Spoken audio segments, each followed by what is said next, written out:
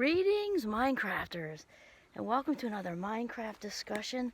Today, my name is Kimberly Quinn, and I'm thrilled to be here with you today in the woods doing these videos because I'm telling you, it fills me up and over the top, and it kind of gels along with, my reason for being on this earth.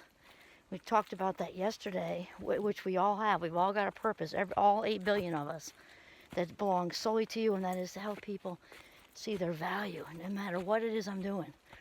As a mother, as an educator, as a videographer, I guess. So today, I was just inspired now, actually, getting here. Those tend to be my best videos, I think, when I don't plan anything, which is most of the time. I think when they're too planned, I don't know. They're good, okay, maybe. I don't know. I like the ones that are just spontaneous. And this is one of those. So I want to talk today about how the authentic classroom, because I'm in it right now. Whatever that form of nature is for you. If that's the beach, that's a mountaintop, which I'm kind of climbing on right now. And we're not at the top, we're kind of in the deep woods. But wow, because here's the thing. Nature really teaches us how to be authentic. And yesterday I was talking about the woodpeckers, not getting jealous of the blue jays, when they're acting all manly, doing their tuffle, kind of trying to impress their women and stuff like that. And they're just not thinking about jealousy and envy or anything like that.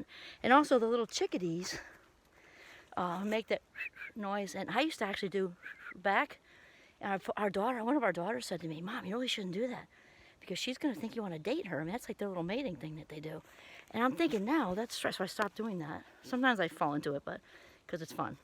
But the thing is that the chickadees aren't experiencing, probably, any rejection sensitivity that many of us in the Fast Mind Club have. But just in general, people are afraid to be rejected. I doubt the little chickadees have that. No way to know for sure, but it doesn't seem like, they just seem happy, and they're singing, and they know that there is somebody out there for them if they want this to be true. And then I was just walking past the beaver pond. There's a lot of beaver ponds up here, but the one where this one beaver family loves to let Giovanni know that that's their turf, even if it's in the daytime, and they just let him know, boundary. And so the beavers are really good at boundaries, and we talked about that. The best boundary setters, in general, Brené Brown talks about this, are those who value themselves, because think about it. You can't see, in order to set a boundary, you've got to care enough about yourself and love yourself and value yourself enough to kind of monitor, filter what is getting in your bubble, or what you can take on, or whatever the situation is. Like this and this and this are okay, and that is not okay. And it can be polite, it doesn't have to be a big confrontational thing, but only when we value ourselves can we really, set appropriate boundaries. And the beavers don't have any problem with that. I doubt, again, I don't know for sure, to do some beaver research, but they have this inherent value that, they just kind of, also family first, they're protecting their own, setting boundaries up like that, and there's a lot to be said for that. And then, where else was I going with that boundary thing? Oh yeah, the Robert Frost quote. Before I stop, paraphrased, to set up a wall, I think he says wall, I stop to think of what I'm letting in and what I'm letting out. And so, in addition to the beavers kind of saying, "Don't tread on me, don't come close. This is where my family is, this is where we live, this is where we reside, don't come closer, you golden retriever, you." For those of us humans, it's also for what not to let out. I'm not letting my own stuff out either. If I don't want to choose to share, do this, do that, I'm staying in my frame. I'm in my frame. Also a boundary thing. Another thing about nature that teaches us authenticity, and also part of mindfulness, is that nature is not judgmental. Oh my God, the birds are so, it's kind of like a cloudy day, but they are singing a lot. It's like a bird symphony in here.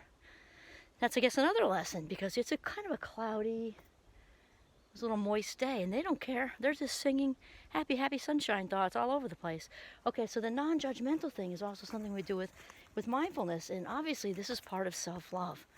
When we are judgmental and critical of ourselves, that just goes into, we're on a hamster wheel of negative self-dialogue, and it just feeds the unconscious, reinforces the unconscious, and all the negative seed beliefs we have about every way we don't measure up, every way we're not enough, and it doesn't go anywhere good.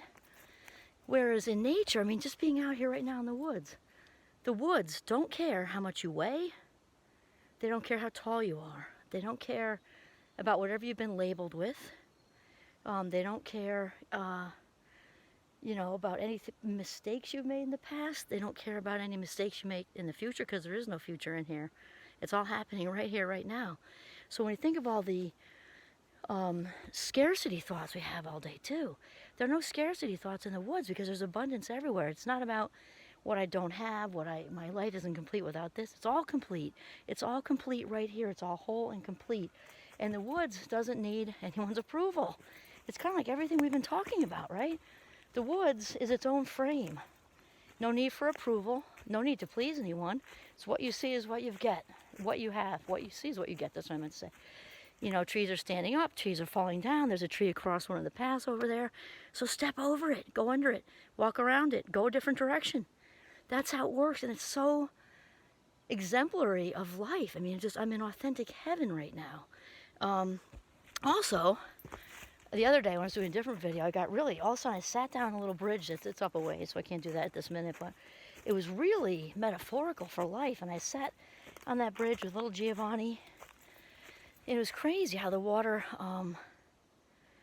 going behind me, I know it sounds cheesy, but it was real. It is real.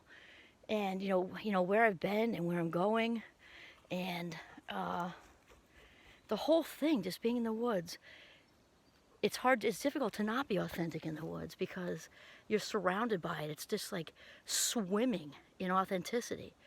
And anything that bubbles up when you're walking, which happens to me on occasion, is typically something that really does need to be addressed, right? It's something, because when it's quiet like this, the authentic self is saying, I'm not sure about that job you just took. I sent you some whispers and you weren't really listening.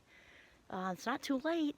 Or, I don't know about that relationship you're in. I've been trying to steer you this way and that way, but you're not really listening to that divine whisper going on within you. And that all gets louder when you're in here. It gets louder because of the quiet, and there's such a contrast. In the woods, it's ironic, because right now, it feels wonderfully loud with noise from birds. Oh, there goes another woodpecker. I love them. A lot of noise that way, but but in the same sense, it's also it bubbles with authentic quiet, because the noise of the world is different than this noise. There's chickadees, all kinds of birds. I can name like 3 or 4 birds. I'm not like a bird person, except that I love their music. The woods noise is it's authentic noise. It's not like the chaotic noise out in the world that gets us swimming in what do I do now, because I'm trying to separate all these levels of buzz and fog going on in my head, and oh, there goes my anxiety again, there goes my depression again, there goes whatever again. It's not like that.